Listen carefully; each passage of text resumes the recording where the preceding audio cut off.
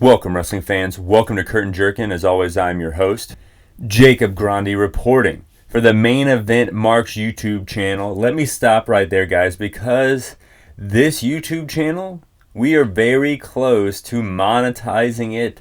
If you are listening to me on Spotify and you have the time, go over to YouTube, type in Main Event Marks in the search bar and follow us on there. We're going to get that going, just like we got Spotify going, just like, we got, Twitter going a little bit, Instagram going a little bit. Follow me at JG Pro Wrestling on Twitter. But definitely, even if you don't use YouTube, even maybe if you have a second account and you already subscribed to us, go over there, subscribe to us, let us get a little fliff for us sharing our opinions on pro wrestling, And that way, if you're my friend or whatever, that might come back to you. If I got $20 in my pocket and we're at a bar, I might buy a round for everybody. I might, if, my girlfriend listens to the show sometimes, if I got $20 extra in my pocket, that's some Chick-fil-A for her, So, tons of reasons to subscribe to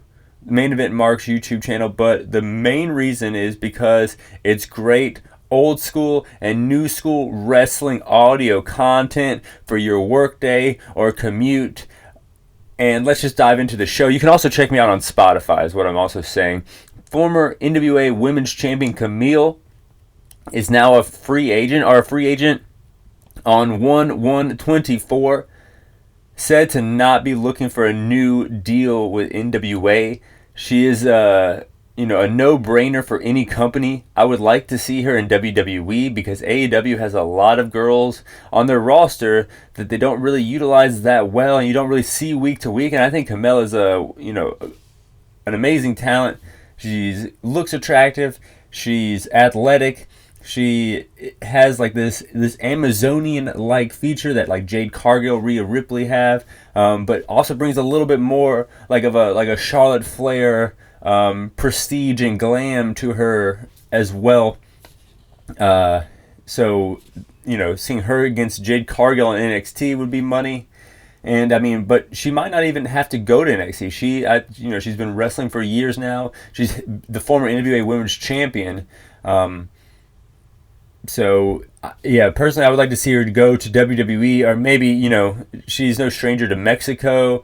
I bet she would be, a good asset as far as a character they don't really have in Japan if she wanted to do something like that. But I definitely see her best utilized in the WWE. Speaking of Jade Cargill, Jade would have to spend a little more time in the PC if they wanted to have this match in NXT, because they say she only spends about 1 to 2 days a week there. Reported from what they said on Triple H said, I think, which is weird because she's not on SmackDown. She's only spending 1 or 2 days in the Performance Center. What is she doing? I feel like her and Cameron Grimes, to a lesser extent, got called up, showcased a little bit, and then kind of put to the wayside, and this befuddles The Rock. Speaking of women who are free agents, though, Ronda Rousey, who we saw in Ring of Honor during Full Gear Weekend, is not looking for a deal. She was just having some fun in the town she lives in. I think she's trying to get pregnant, is what people say. So, it was kind of an odd thing to see her in Ring of Honor and not in AEW. But I guess if she's not signing a deal, you don't really want to make too big of a deal about that. So you just kind of have her pop up in Ring of Honor and have some, random little thing in Ring of Honor. It's kind of cool. Jumping over to NXT, love starting off with the tag team brawl. Champs Tony D and Stax Lorenzo versus Angel Garza and Humberto Carrillo. Those guys have been hanging around WWE for a long time, like since the 205 Live days, jumping up to Raw for a little bit there, but they couldn't get the job done. Champs retained. Speaking of been around a while, Tony D has been in NXT for a long time. When is he going to get the call up? I think he's ready, but he's going to have to drop those titles first. Kiera James, the woman who took down Becky versus Kalana Jordan. Iron Survivor qualifying match. Bell rings out of nowhere. Is this a Montreal Screwjob? No, it's Roxanne Perez being a dirty, rotten Jezebel, allowing Kalina to get the win and obviously qualify. You can definitely tell Shawn Michaels has the books here, ringing the bell when the finish wasn't actually there. And I think this does set up what is going to be a good match with Kiana James and Roxanne Perez. I guess this might be, on the same show. I guess Deadline will have a women's title match and it will be these ladies. I'm not really sure. I don't watch NXT too much. I just keep up on YouTube, but I've been enjoying it. It's been hooking me. At first, I would get on there and just click when the main roster guys were on there just to have something to talk about on the show. And then all of a sudden, you see me following the titles, and before too long, I'm talking about the whole damn show. So they're doing a great job hooking me, and they're hooking me with guys like Alpha Academy, always entertaining. 6-person mixed tag match next week against the Noam Dar's team. Noam Dar looking silly as ever. He's a 205 Live 2 along with Angel Garza and Roberto Carrillo. Always good to see those guys. Ilya Dragunov, the champion, versus Nathan Frazier. I remember Nathan Frazier traveling the indie scene during the pandemic. I mean, I remember there would be pockets in New Jersey. They would wrestle on like a boardwalk, or they would wrestle like parks in Indiana. And I remember Nathan Frazier and Calvin Tankman, a few other guys were kind of like standout performers during this time because they were willing to put in the miles and wrestle in this time where people were literally like scared to be around other people, which was wild to think about. But then Nathan Frazier popped up on AEW for a cup of coffee and then ended up getting signed to NXT, which is really cool. But he does take the L here. He did the spot, the AJ Styles spot, moonsault back into a Scorpion Death Drop, but Champ hits a huge powerbomb, H-bomb 1-2, stands up only to land another one, kind of being a dick here to get the victory, retaining the championship. And then Baron Corbin kind of calls him out and says, hey man, I must be in your head here because this guy just mentions my name, which is how the match got to be going. And you dropped 2 H-bombs on his ass. And I think he has a point here.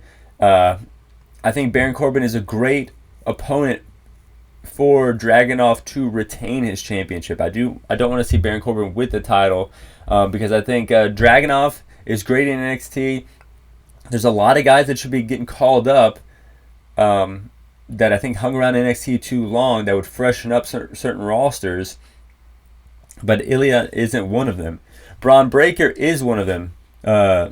He wrestled Eddie Thorpe, the guy who left New Japan, LA Dojo system, the New Japan Strong, and signed to WWE. Haven't seen much of him since, but the guys he left in that class, in that New Japan LA Dojo class, now they're over in New Japan proper. They got the World Tag Championship. They have the Junior Tag Championship. So they're all carrying gold over there, and he's not really doing too much. It's kind of interesting to see, like, did he make, I'm not talking about his bank account, but did he make the right move going over to NXT? Is he seasoned enough to be even in the NXT roster? I don't know. Braun Breaker gets the win. I think he should be getting called up soon because what is there left for him to do in NXT other than run down guys that should be in New Japan? Brooke Jensen and Lexis King, the former Brian Pillman Jr., unlike Thorpe, I think signed to WWE at the exact right time. He was doing next to nothing in AEW. He already kind of had a household name. Decided to go against that. I think that was a really good story arc to do. Unlike Braun Breaker, where there really was no story behind why they changed his name, here is a storyline. He didn't want to be in the shadow of a man he barely knew, Brian Pillman Jr., that we all love. He wanted to be on the back of the people who actually raised him, a man I guess named Lexis King or something of that sort. King, I think, which is a great story.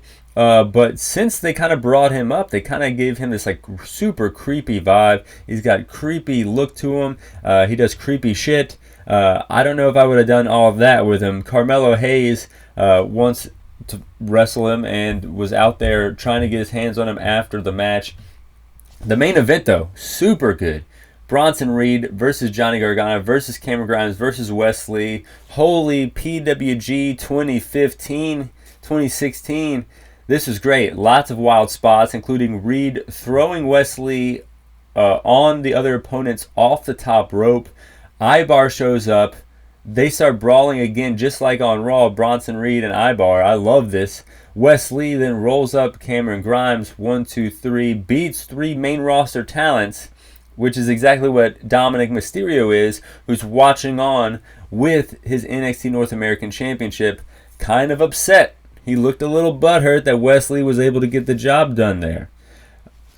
Great storyline setting up. I liked all of what I saw in NXT. Great show. I also liked AEW. I mean, shit. I think people that have been listening to the show for a long time know I'm easy to please with wrestling. It's either the really bad stuff is great, the really good stuff is even better. You just really don't want that like middle ground. You want it to be either awful or great in wrestling. That's what I think. I'm not sure. I'm not trying to you to death, but there's just a thought that popped in my head as I'm looking over my notes here. Going over to AEW, though, QT Marshall leaving AEW hasn't been featured on the show, but people are saying he was a huge help backstage. He has titles in Mexico, had a great critically acclaimed feud against Penta in Mexico, and, you know, I can see him signing up to be a performance center coach. Of course, he runs like the Nightmare Factory, where, you know, wrestlers like Julia Hart, who currently hold gold, are wrestling or training in Atlanta.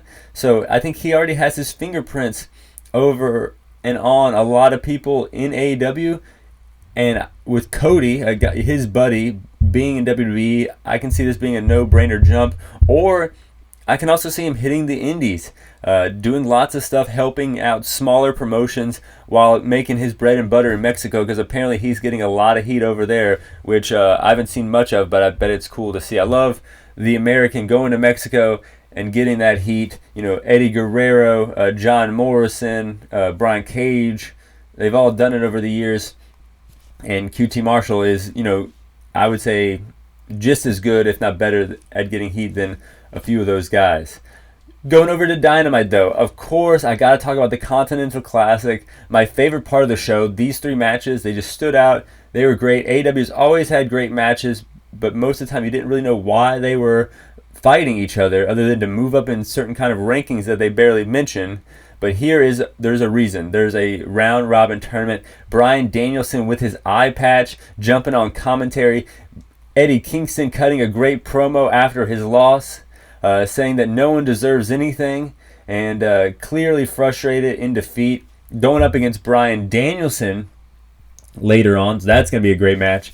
But we kick things off with Jon Moxley versus Jay Lethal. Crowd behind Moxley. Figure 4 by Lethal. Mox rolls outside to break it up. Mox dives and landed weird, holding his knee even after he lands a cutter. Lethal with another figure 4. Mox makes it to the ropes, paradigm shift, and then locks in a choke, rear naked choke, 6 points for Jon Moxley. And then we had Mark Briscoe versus Roosh, 2 Ring of Honor staples, wrestling in AEW, you gotta love it. Strikes off the bat, elbow off the apron from Mark, lariat from Roosh, spear and neck breaker from Briscoe, 1-2, no. Froggy Bow, 1-2, no. Roosh won't quit, super snug drop kick in the corner by Roosh, 1, 2, 3. Roosh has 3 points. Mark, 2 losses. He's got to dig himself out of a big hole, because in this round-robin tournament, there's only 5 guys on each side, so he's got 3 more opportunities, but right now he's in the hole. Going over to the main event, Switchblade Jay White versus Shane Swerve Strickland. Crowd behind Swerve, even though he's a home invader. He's too cool to be a heel, especially with Prince Nana dancing, the cool music, him walking out with the cool clothes, the cool hair, a grill. Like, they got to make him not look so cool if they're trying to make him a heel. That's just what I think. But do you? I mean, he's getting over no matter what. Jay White with a deadlift German. Swerve answers with a huge lariat. Jay goes after the knee and hits a Uranagi. Swerve hits the kill shot to Jay White, cracking the arm, swerve stomp, 1, 2. Everyone believed that this was the finish here in Minnesota, but Switchblade kicks out. Blade Runner out of nowhere. Swerve rolls out of the ring. Good ring awareness here. Back in the ring. Blade Runner counter, 1, 2, 3. Swerve kind of steals this victory here and gets 6 points. That shit was awesome. Those 3 matches were amazing. Before I go into all the matches ranked, let's talk about the stuff that happened in between the matches. Tony Schiavone, what better fitting place for Sting's final match than Greensboro, North Carolina, Sunday, March 3rd. Are you fucking kidding me? For those who don't know, I live in Gibsonville, North Carolina. Grew up in Greensboro, North Carolina. Lived in Durham for a little bit here, but Greensboro, North Carolina was where I grew up watching wrestling, Greensboro Coliseum, and that's where Starrcade started. And Starrcade is kind of the influence that started WrestleMania. It also took place on Thanksgiving night, which was the influence of why Survivor Series kind of is around Thanksgiving. So lots of history in the Greensboro Coliseum, and lots of history with Sting and Ric Flair in the Greensboro Coliseum, and they're coming back March 3rd. The history with the Mid-Atlantic in the Greensboro Coliseum featuring Sting and Ric Flair, well documented. WWE went over there in the 90s. The first Inferno match was in the Greensboro Coliseum between Undertaker and Kane. Survivor Series 2001, WCW versus WWF at the time was in the Greensboro Coliseum. I'm trying to think about all the great classic matches and everything like that. But there's just too many to name. I mean, that's just where I, grew up going to a bunch of shows. A lot of people don't talk about the history that AEW has in that Coliseum.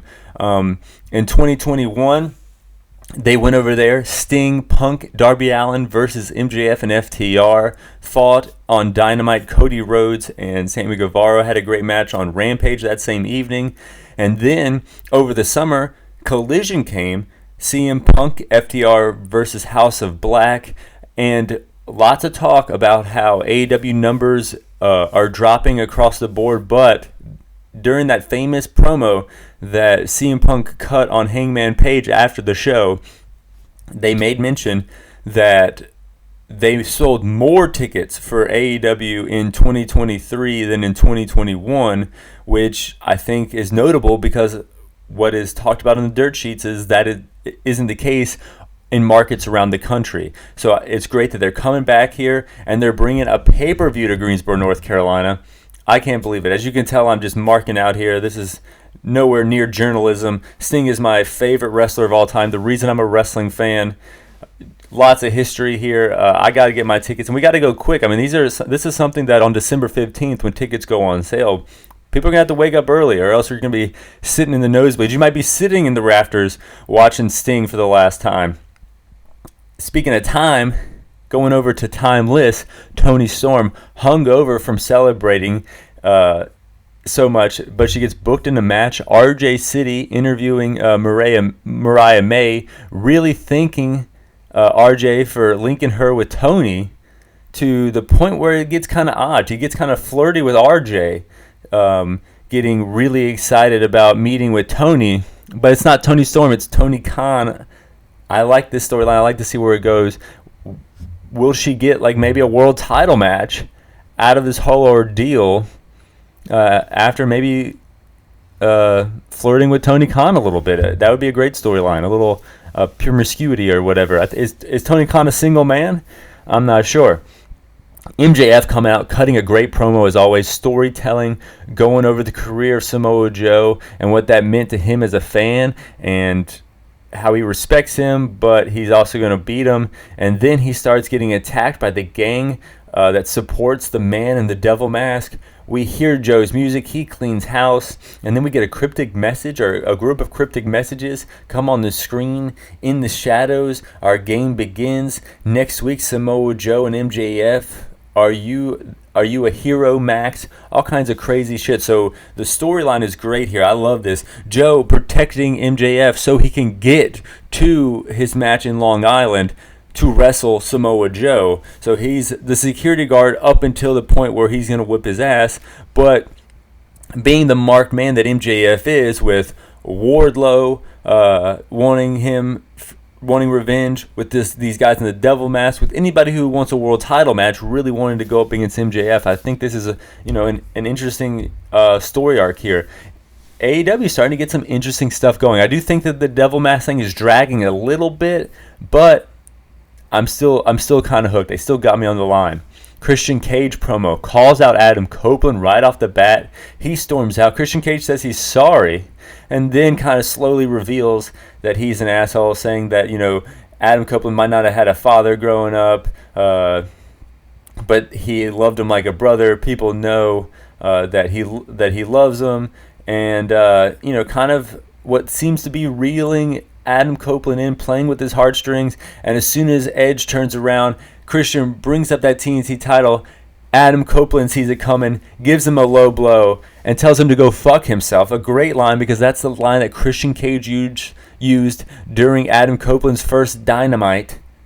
Nice little story arc there. So that's kind of what I think, and that's what I saw happen on Dynamite, ranking every single match from worst to first. All matches were good, I want to say. So this is, you should just watch Dynamite if you're a wrestling fan this week. But number 6 out of 6, AR Fox versus Wardlow. AR Fox attacking Wardlow before the bell, diving multiple times at him, trying to get the upper hand before he catches his ass in midair. AR Fox slipping out, though, able to hit the 450. Wardlow kicks out, chokeslam, lariat, powerbomb. It's a symphony. KO'd AR Fox. Wardlow gets the victory. Number 5 out of 5, Emi Sakura versus Julia Hart. Much like Rocky Romero and Hook last week, I think this match was good for Julia Hart, wrestling a veteran like Emi Sakura. Snug chops from the veteran, running crossbody into the steps, dropping her on the knee. But then the champ hits the moonsault 1, 2, 3 and gets the victory. Going into the 4th best match on Dynamite, the Hardys and Brother Zay versus Top Flight and Action Andretti. Crowd wants Dante Martin to be tagged in. He's coming back after a Sid Vicious-like injury at WrestleMania weekend, fucking his leg all to hell, doing a sunset flip off a ladder through 4 tables.